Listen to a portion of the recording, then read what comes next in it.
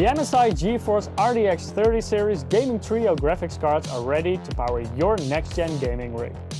Based on NVIDIA's Ampere architecture, these new cards provide you the highest frame rates with stunning ray tracing effects. The all-new Trifroster 2 cooling solution features Torx Fan 4.0. Each fan has blades designed with a linked outer ring that focuses the airflow into the heatsink. Zero Froster technology ensures the fans will only start spinning if actually needed, based on the temperature. On the heatsink, Wave Curve 2.0 fin edges disrupt unwanted airflow for ultra-silent operation, while the deflectors increase the surface area for maximum cooling performance. Instead of oval heat pipes, these cards have precision-machined core pipes for maximum contact with the GPU. Looking to the backside of these cards, we show two possible cooling backplates. On our highest-end models, we have a metal backplate with heat pipes underneath, and on some other models, we have a graphene composite backplate.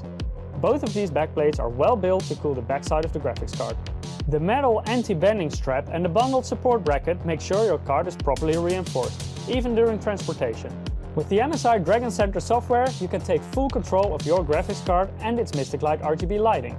Squeeze out even more performance using MSI Afterburner with the OC scanner feature for safe and easy overclocking.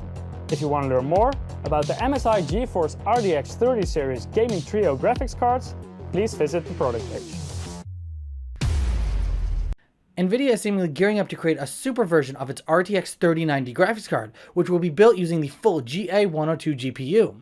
This super variation will have a TGP, or total graphics power, of 400 watts. Currently, the GeForce RTX 3090 serves as NVIDIA's flagship gaming GPU, but the Green team wants to offer more power with the upcoming Super refresh. The NVIDIA GeForce RTX 30 Super is expected to feature a full GA102 GPU core with faster clock speeds and a much larger requirement in the terms of power, as rumored by Greymon55. The GPU is based on Samsung's 8nm custom process node, designed specifically for NVIDIA and features a total of 28 billion transistors. It measures in at 628mm squared, which makes it the second biggest gaming GPU ever produced, right below the Turing TU102 GPU. The GeForce RTX 3090 Super will be the first gaming graphics card to feature this GPU with a total of 84 SM units that would result in a total of 10,752 CUDA cores. This would be a 2.5 increase in the core count,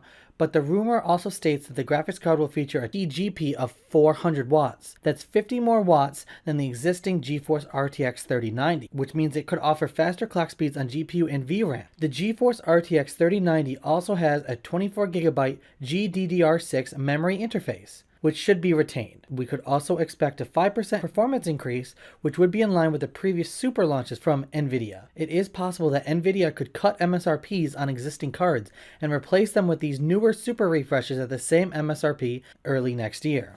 Although that doesn't seem likely, as retailers are still almost completely sold out on graphics cards. NVIDIA's GeForce RTX 30 Super series are reportedly going into production this quarter with a launch in 2022.